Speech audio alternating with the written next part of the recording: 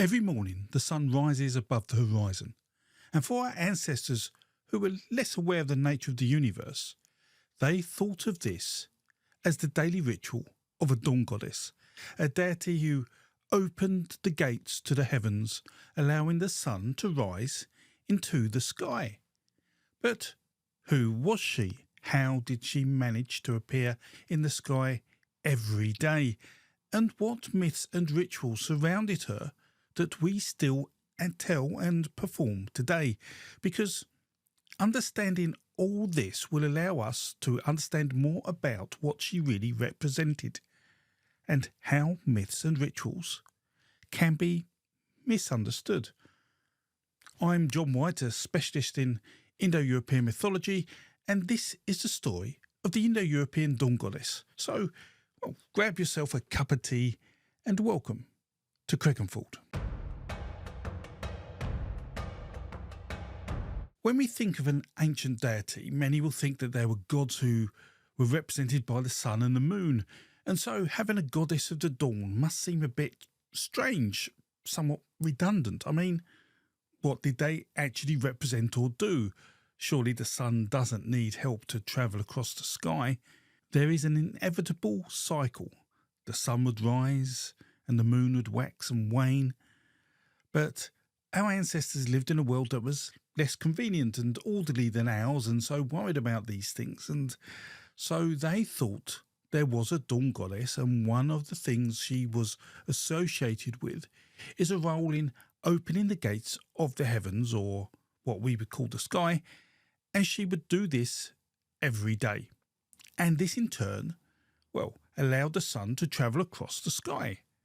To understand why this role came about, as to many it seems odd, there is a thought amongst scholars that our ancestors thought of darkness as behaving much like light.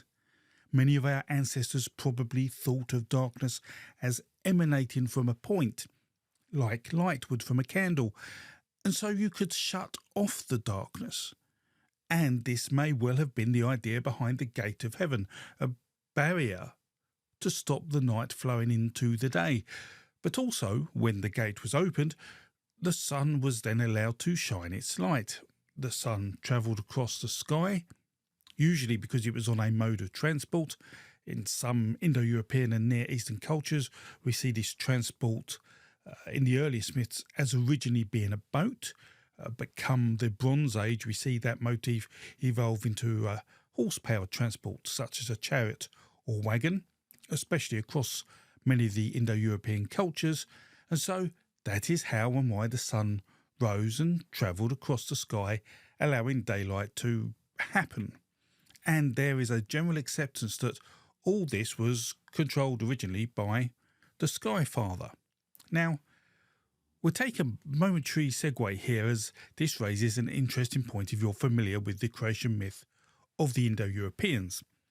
This mythology, initially constructed by Bruce Lincoln, states that the sun and the moon came from the eyes of the primordial sacrifice, the body which was used to create everything in the cosmos. And I have a version of this myth here if you want to see it. And if you understand this myth, you probably have the question along the lines of, if the sun was the eye of the primordial sacrifice, how did it become a deity? Well, to answer that here would take far too long, but I can answer that in a future video if you want. Just let me know in the comments, as it reveals really some interesting insights into the beliefs of the early Indo-European speaking peoples, and again will explain how mythology changes and is influenced by different needs of society. Now, I mentioned the Indo-Europeans a few times, and it's always good to define who the Indo-Europeans are, just to ensure we are all on the same page and to answer all the critics which say there's no such thing. And so, in short, the Indo-Europeans are the cultures whose language has evolved from an original source language we call Proto-Indo-European, and this is a language that we hypothesise was being spoken over 6,000 years ago. And there is a general consideration that in many of the cultures that speak a descendant Indo-European language have similarly named gods, then some of those gods may well have been within the Proto-Indo-European pantheon over 6,000 years ago. And I've made a video explaining the core pantheon of the Proto-Indo-European speaking people if you're interested in looking at a starting point. And I'm making these supplementary videos to build upon that, looking at specific deities and understanding if the assumptions we made originally in the original pantheon hold true. Now, the first comments I will probably get to this will be some people who will say, but we can't prove the Proto-Indo-European language existed, and it is a political device. And I would have to say we cannot tangibly prove the Proto-Indo-European language existed, not in the way we can prove the existence of a language that is written down, but what we can say is that the comparative method demonstrates with overwhelming confidence that and consistency that the Indo-European languages share systematic correspondences in sound and core vocabulary. And the number and consistency of these correspondences cannot be explained purely through chance or from cultural borrowing, but can be if we hypothesize that there was a common ancestor language, Proto-Indo-European. And so Proto-Indo-European is therefore an academic reconstruction, not speculation, and there is no better explanation for it, and so it remains the best model to explain the relationships between the Indo-European languages. Now, on the proviso you're on board with the Proto-Indo-European being this ancestor language, and so there must have been people who spoke the language, then these people are who we would call the Proto-Indo-Europeans. And early on, this language and the people who spoke it, and so the culture they lived in, looks to have developed on the Pontic-Caspian steppe. On a map, this would be between the Dnipro and Volga rivers from the Black Sea to the Caspian Sea, just above the Caucasus mountain range. And there are some who dispute this, and in fact trying to pinpoint the Proto-Indo-European linguistic homeland with any accuracy is pointless, as language is not defined by DNA or political boundaries, and so we can only draw a rough circle about where and when we think this started. And the consensus is it's probably between the Volga and the Black Sea. What I will say, though, to add clarity, is that most people who are aware of the Proto-Indo-Europeans align them with the Yamnaya culture. But it is important to note that the Yamnaya culture was not the first speakers of Proto-Indo-European, and it is probably true that not all Yamnaya people spoke exactly the same language. As we are talking about a vast region over a vast time period, language would develop differently in different areas, as would beliefs, and so mythology would change. And so knowing this, it is true to say that not all Indo-European culture originates from the Yamnaya expansion. Now, I could talk more about this, but you're better off watching my other videos on the subject, where I talk about cultural differences and how linguistic evolution allows us to date the evolution of myths, such as the ferryman of the dead. And so with that context out of the way, then let's not keep the dawn goddess waiting. And so now, in the reconstructed Proto-Indo-European language, what we can say is that the dawn goddess is a linguistically secure deity, meaning we are confident that her name can be reconstructed using names from other later Indo-European languages. And when we do this reconstruction, we find out that she was called Jesus, and her name literally means dawn. And it is cognate with the Proto-Indo-European word meaning to shine, red, due to some of the spectacular colours of dusk and dawns we see. And from this we find the word for this dawn goddess is then created for many of the direct descendants of Indo-European languages, including the Vedic Usus, the Greek Eos, the Latin Aurora, the Baltic Ostrin, and possibly the Slavic and Germanic traditions of Aostra or Ostra, of which we will talk about a little later on. Now, this all means that the etymology of all these names is consistently related to the concept of dawn or shining. We also see dawn figures in Albanian and Armenian myth with Trende and Age, respectively. And in short, we are really confident this figure was a Proto-Indo-European deity that was taken into Yamnaya culture and then travelled along with the Yamnaya expansion across the Indo-European landscape. So, who was this shining goddess? Well, we see in some of her epithets in the Greek and Vedic texts where she is referred to as the daughter of Deus, in effect the daughter of the sky god, which will explain her position in the pantheon as a child of the sky father, Deus Pater. And this is interesting if you like delving into the origin of Greek culture, because if she's referred to this way in the sub-Mycenaean period, then this means that really that Zeus would not have been redefined as a son of a Titan at this point in history, which helps us narrow down the part of Greek mythology which was changed to adopt Zeus as its chief god. And I do talk about this a little in my video on the night goddess, but I digress again. So, another interesting aspect of the dawn goddess is that she is referred to as Deus's child more than any other of the gods, who we consider as his children. This phrase is mentioned 30 times, over 30 times, in places in the Rig Veda. But in the Greek pantheon we have today, she is lost that place as a child, and Zeus has become, at this point, a younger god, the son of a Titan, which suggests that she was within the Greek pantheon before Zeus. Otherwise, she would probably be his daughter.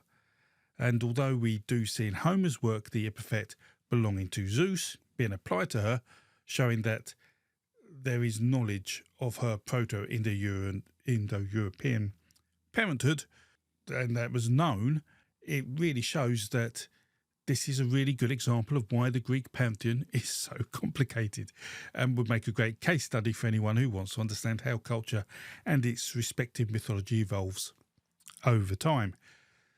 But for us, we have confidence that she was originally the daughter of the Sky Father.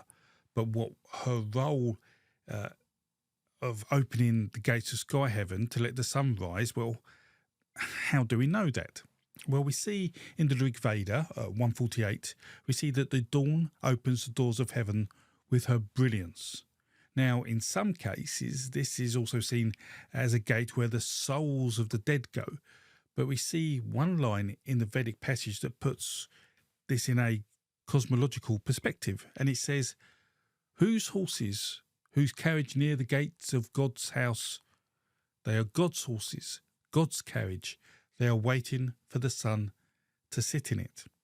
And this is because in later Indo-European mythology, we start seeing the sun being pulled by horses across the sky. And this happens sometimes during the Bronze Age and, well, after the arrival of the wagon. And so we know Vedic mythology has changed to adopt the impact of the will. And this is a great example of divine projection being purely a cultural reflection of technological evolution, or how society and landscape affects mythology. Now, when looking at mythology, it's always good to look at society's rituals as they often enact the mythology. And there are rituals that survive that are often associated with the dawn goddess, because not only did she allow the sun to rise every day, she also by this action, allowed summer to arrive and dislodge winter from the world of her believers. This process we often see celebrated in Midsummer or May Day, in the celebrations today, predominantly across Europe, although May Day celebrations may well now be full of Christian syncretism. These rituals include bonfires being lit as a way to help summer fight off winter. We see plants and flowers collected and presented in various forms, showing that nature is happy summer is here, although this could be possibly influenced through the Roman festival of Floralia, although it could be the other way around, with May Day rituals influencing this festival. And then there is the ritual of the May Queen, the origin of which is debated, and certainly the Christian Church have a version of it to crown the Virgin Mary as May Queen, but this could be an evolution of a fertility ritual. But we do find stories across Europe suggesting an early origin of the mythology of these rituals that are being reenacted. But then we get to Eostre and all sorts of notions about Easter and how it was used by Christians to replace May Day celebrations with Easter bunnies and eggs and Jesus Christ's resurrection, which is the most important time in the Christian Church's calendar, more important than Christmas. And this misrepresentation of the data we have is something I mentioned many times. So let me take a more in-depth look at the evidence of Eostre and Easter. Now, Easter did not exist as a Christian festival until Christianity existed, because Easter is all about when Jesus Christ died, and so could not have been around until he existed and died. But it was around 325 CE, 1700 years ago, when the church finally decided when Christ died. And this decision had no relevance as to when the May Day celebration was. It was to do when the Jewish festival of Passover, or Pesach, happened. And Easter could fall on a day from the end of March until early May, as the day must fall on a Sunday, not a specific date. And so an astronomical reference was made about the first full moon after Passover, and this again allowed the Christians not to be specifically tied to the Jewish calendar. And as an aside, Jesus is assumed to have been conceived on the same day of the year that he died. Hence why 9 months later we have Christmas. Again, this has nothing to do with the Christian Church trying to deliberately challenge pagan events. It is just coincidence. Now, we also have to consider that until a culture was Christianized, it probably used a lunar calendar, meaning that it did not celebrate events on a day of the year, for there was no such thing. There was no 1st of May or 31st of April. These are dates brought in by the adoption of Christian culture and the calendar Christians used. Before then, dates were recognised by the number of lunar cycles that had passed since the longest and shortest days of the year and from the equinoxes. The same issues lay with Halloween. It was not originally celebrated on the 31st of October because there was no 31st of October. It was a date that moved with lunar cycles. Now, I'm not saying that the Christianization of a culture meant that its pagan festivals were unaffected by this new religion. It often was, and often in a syncretic way if there was no direct overlap of beliefs. Although it is also fair to say that there were times when the church or state tried its best to erase those rituals and beliefs. And we see this with the Puritans and with communism cultures and societies. And this too can have an impact in the development or consistency of ritual. And so when we see rituals such as the crowning of the May Queen, we do have to be somewhat cautious in understanding where this may have originated, as we have no pre-Christian sources of the event, but the feeling would be the pre-Christianized European cultures had a ritual that involved young women, probably virgins, and if so, this would make the ritual one focusing on fertility. But this gives us an interesting plot twist into the dawn goddess, for whilst much of Europe celebrates the dawn goddess with the start of summer and the end of winter, having bonfires and the rituals involving young women and maypoles, this latter fertility aspect is missing from the Indo-Iranian beliefs. In fact, whilst fires have sacred properties in the Indo-Iranian region, they do not celebrate the start of summer with a May Day. Now, fires are used at important ritual times, but not specifically for the start of summer. And there is certainly no fertility ritual going on in the Indo-Iranian myths or in what they're celebrating. And so what does this mean to a proto-Indo-European belief of the dawn goddess? Well, It emphasises a difference between Indo-Iranians and Europeans when it came to agriculture and society.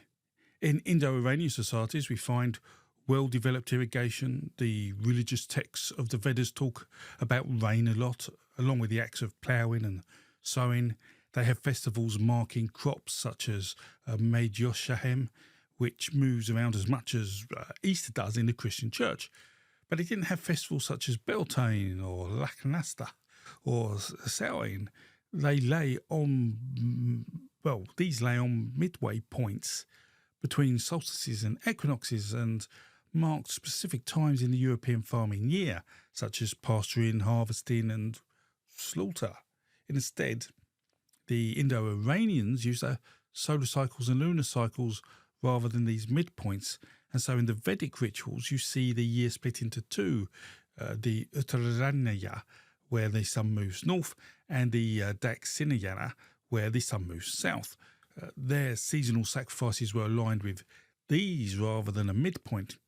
And the Iranians, through their Zoroastrian beliefs, were very similar.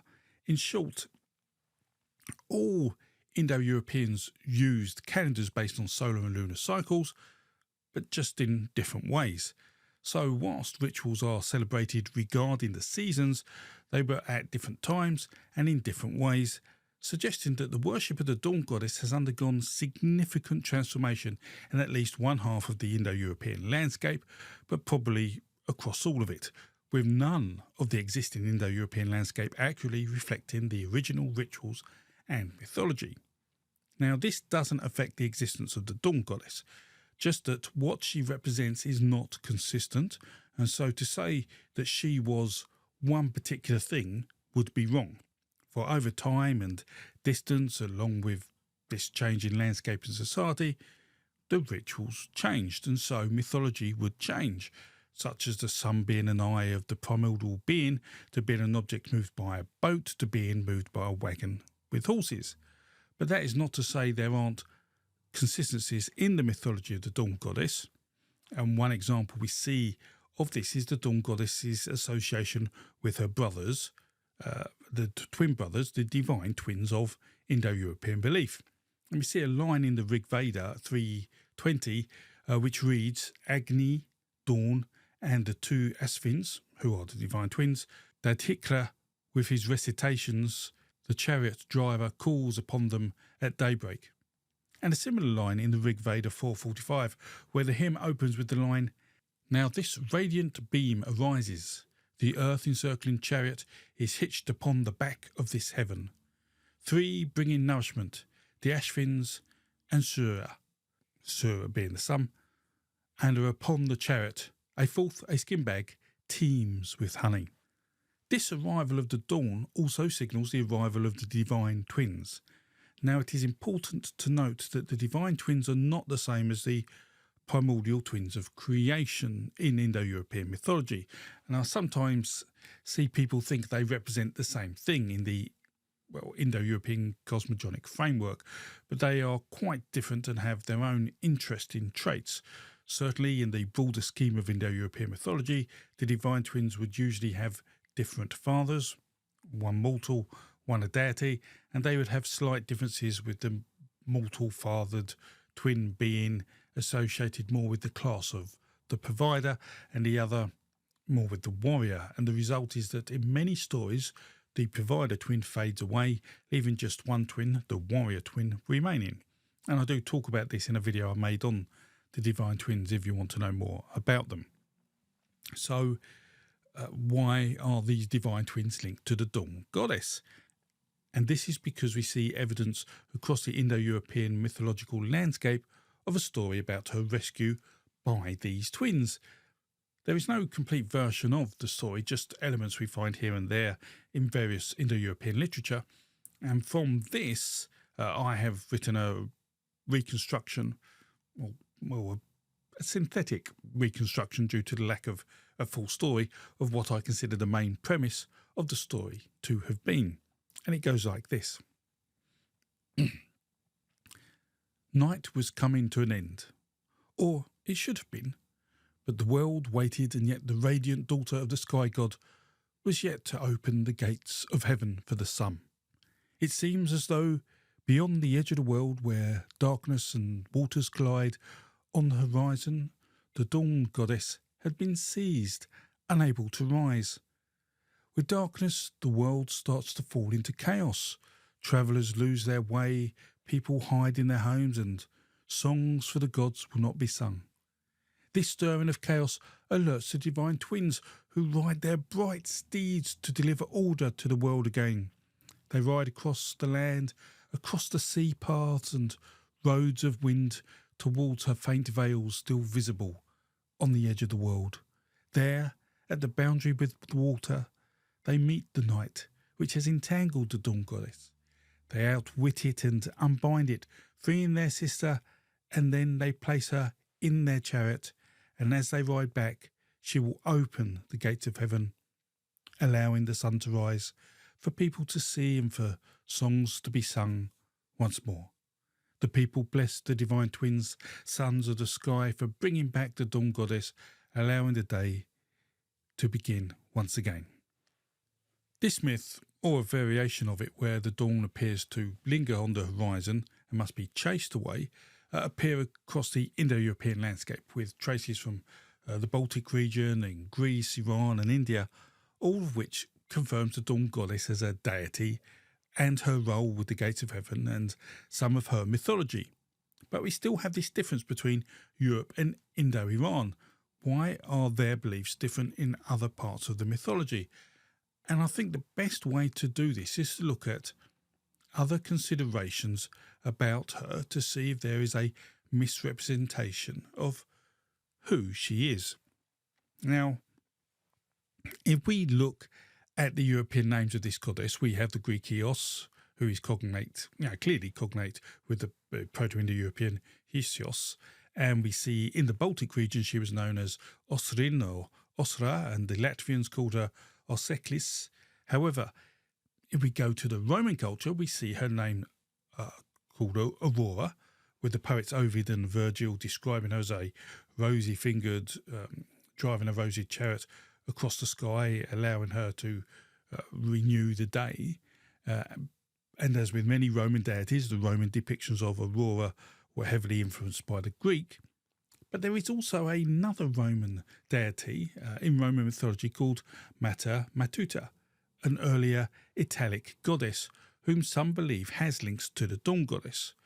And whilst she is certainly rooted in light and childbirth, it appears she was only later syncretized with Aurora and Eos. But certainly she has no known roots with the dawn goddess.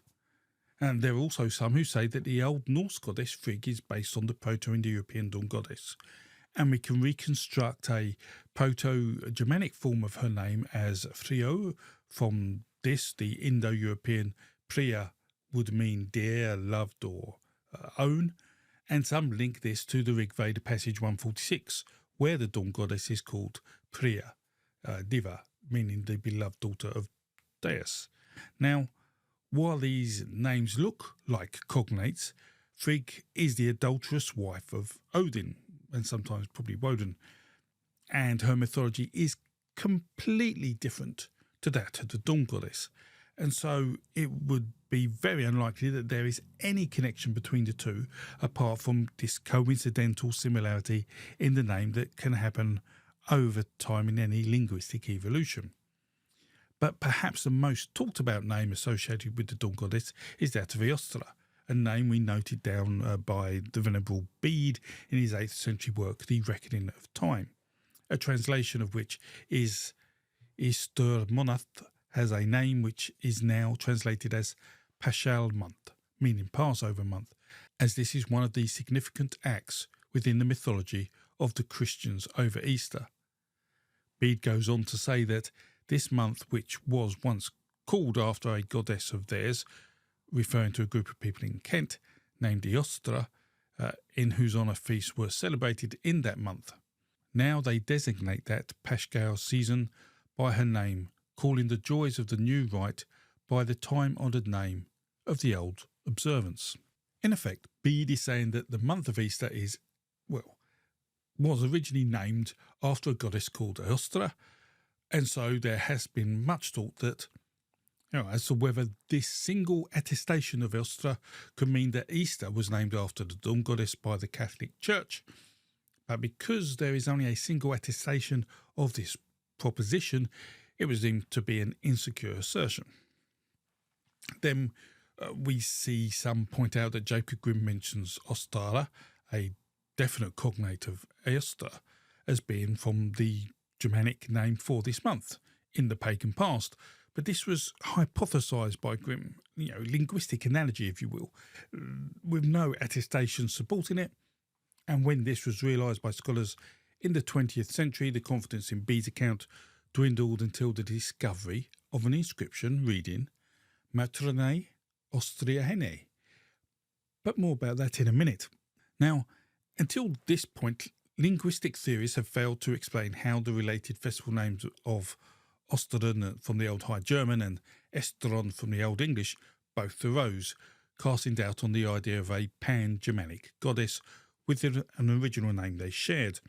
And it is possible that the German Church took the name from Bede's work via Christian missionaries from England. This is very possible, but there is also a possibility that the names arose for these festivals via independent thought. We must also be mindful, or at least make the assumption, that Bede was not prone to making things up, especially about the names of deities. And so perhaps Eostre was a deity, but not necessarily the dawn goddess, but a local deity. And this takes us to Matronae Austriae, discovered in 1958, when a significant number of Roman altar stones and fragments were unearthed in Morkenhof in Germany, dating to the 2nd and 3rd century CE. These were altar stones dedicated to the Matronae Austriae, a group of plural mother goddesses, which suggests the place they were found in could have been a religious centre, a cultural centre. This matron cult depicted goddesses as a triple deity, a form we see in other former Roman provinces in Europe, and we believe they originated from a Gaulish, or what you may think of as a Celtic, tradition. And so there is a theory that Matronae Austriae was a localised set of these goddesses. And we have many examples of local societies creating their own local deities, which could also be used as a frame for an argument that supports Eostre as being purely a local deity. But why name the deity Eostre? Well, if we look at the place names of the time in Kent, we have Eastry. Then further north we have Eastre. Then further north we have Istria and Estrington. Places had names which were cognates with Eostre, which again helps a localised argument. Places are named after gods as they become cultural centres for them. So why would then two cults share the same naming practices for their local deities? Well, it's not implausible that their names are etymologically connected, not because they are related, but because they represent the same naming process across Germanic culture. And this is something Philip Andrew Shaw mentions in his 2011 book called Pagan Goddesses in the Early Germanic World, Eostre, Hreda and the Cult of Matrons, Studies in Early Medieval History. Well worth a read if this type of research interests you, but it isn't without its criticisms, and the biggest one is, even considering all the localised evidence, why would these two cults be celebrated specifically in spring in the Passover month? The fact is, the jury is still out. We're still unsure of whether Eostre is the name of an Old English dawn goddess, and so there is doubt about Ostara as well. But what we do have are festivities attested to be by Bede during the month where Easter is now, and we also know of these festivities being celebrated at the end of winter and the start of summer, some of which have fires and some of also which have a large helping of fertility ritual about them. But this later ritualisation and so later mythology is very much European and not attested to in pre-Christian sources. In effect, there is little to no evidence to conclude the May Day celebrations we see across northwestern Europe are direct survivals of Indo-European dawn goddess rituals. These bonfires, fertility rituals and May Queens are as likely to be medieval or early modern developments with possible pagan roots, including like Floralia and Beltane, but they cannot be securely linked to a Proto-Indo-European mythology based on what we know of the dawn goddess or the worship of her. Aosta remains one of the most debated figures in British mythology, whether she was a dawn goddess, a local spring deity, or a retrospective invention by Bede. It cannot be determined with certainty, and this shouldn't make the festivals and the folklore we celebrate any less important to our cultures. It is just that they may not be as old as we think they may be. But what we do know, though, is that the dawn goddess was the daughter of heaven, and it was her responsibility to open the gates of heaven so as to let the sun travel across the sky, bringing light to the day. And most of us, even today, really enjoy seeing her in all her beauty.